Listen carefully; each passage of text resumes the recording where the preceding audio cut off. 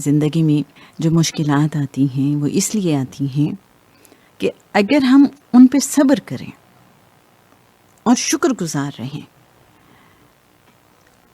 تو اللہ بندے کا مرتبہ اور مقام بلند کر دیتا ہے.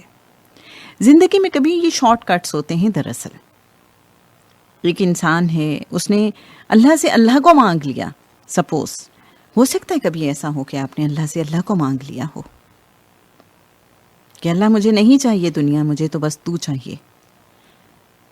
اب آپ نے اتنی بڑی دعا کر لی ہے اور ہے کیا کھاتے میں اگر دیکھا جائے اتنے گریڈز نہیں ہیں، اتنے مارکس نہیں ہیں. اب آپ کو زیادہ مارکس دینے ہیں تاکہ آپ کو اس لیول پہ لایا جا سکے. تو ہو سکتا ہے کہ مشکلات میں انسان کو پھر آزمایا جاتا ہے تاکہ انسان صبر کرے اور اس کو اجر دے دے اللہ کریم. تو مجھے یہ لگتا ہے کہ یہ اللہ کے قرب کے شارٹ کٹس ہوا کرتے ہیں. اور ہم آقا صلی اللہ علیہ وآلہ وسلم کی حیات مبارکہ کی جب بات کرتے ہیں تو میں سمجھتی ہوں کہ زندگی کا شاید ہی کوئی ایسا دکھ ہے کہ آقا صلی اللہ علیہ وآلہ وسلم نے اس کو نہ دیکھا ہو. کیا کیا دکھ، صرف اس لیے کہ آقا صلی اللہ علیہ وآلہ وسلم کی حیات مبارکہ کامل نمونہ ہے ہم سب کے لیے. کوئی انسان یہ نہ سوچے، جو امتی ہے، جو فالوور ہے، وہ یہ نہ سوچے کہ میری زندگی میں یہ دکھ ہے، آقا صلی اللہ علیہ وآلہ وسلم کی زندگی میں تو یہ دکھ نہیں تھا. کسی مشکل کی، کسی تکلیف کی، کسی درد کی جو انتہا ہو سکتی ہے وہ آپ صلی اللہ علیہ وآلہ وسلم کی زندگی میں. آپ دیکھیے کہ والدین کے لیے اولاد کا ان کے سامنے رخصت ہو جانا کتنا بڑا دکھ ہوتا ہے. اور آقا صلی اللہ علیہ وآلہ وسلم کی تمام اولاد سوائے بی بی صاحبہ کے، حضرت جناب فاطمہ رضی اللہ تعالی عنہا کے علاوہ باقی ساری اولاد آپ صلی اللہ علیہ وآلہ وسلم کی حیات مبارکہ میں ان کی آنکھوں کے سامنے رخصت ہو گئی. کتنا بڑا دکھ ہے. اور کون کون سے دکھ کی بات کریں؟ کیا واقعہ طائف یاد ہے آپ کو؟ کبھی سوچئے میرے اچھے سامعین کہ جو جوتے ہیں وہ خون سے بھر جاتے ہیں. سوچئے زخموں کی انتہا کیا ہوگی کہ بدن سے خون بہے اور جوتوں تک جائے اور جوتے بھر جائیں. کیوں اتنی تکلیف؟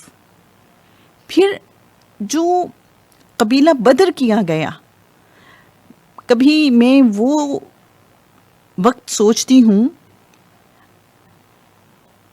کہ جب طائف سے واپس آئے ہیں آقا صلی اللہ علیہ وآلہ وسلم تو مکہ میں داخل نہیں ہو سکتے کیونکہ قبیلہ بدر ہو چکے ہیں. اور اس زمانے میں قبیلہ بدر ہونے کا مطلب کیا تھا کہ جب قبیلے والے لا تعلقی کا اعلان کر دیتے تھے تو اس انسان کی حیثیت اس معاشرے میں، اس کلچر میں ایسی ہو جاتی تھی کہ کوئی انسان بھی چاہے تو ایسے انسان کو غلام بنا لے، بیچ دے، اس کے ساتھ جو چاہے سلوک کر دے. اگر کوئی قتل کرنا چاہے قتل کر دے، اس کے قصاص کا مطالبہ نہیں کیا جا سکتا. کبھی سوچئے گا. ہم چیزوں کو صرف پڑھتے ہیں، سرسری انداز میں دیکھتے ہیں.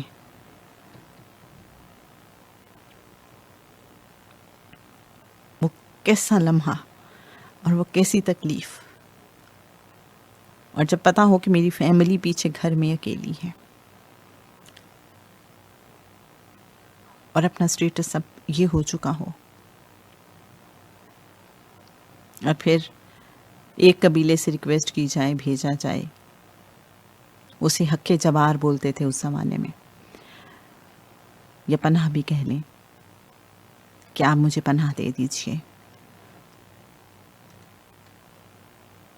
اور لوگ ڈر کے مارے، کفار کے، قریش مکہ کے ڈر کی وجہ سے یا اپنے کسی ان کے ساتھ تعلق کی وجہ سے پناہ نہ دیتے ہوں.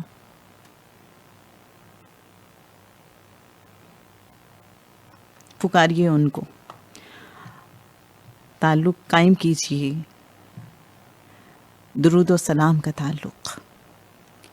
نگاہ کرم کا سوال، جنہوں نے زندگی میں سب سے زیادہ تکلیفیں برداشت کی، ان کے ساتھ تعلق کو مضبوط اگر ہم کر لیں، زندگی بہت سہل ہو جائے گی. کیا کہیے؟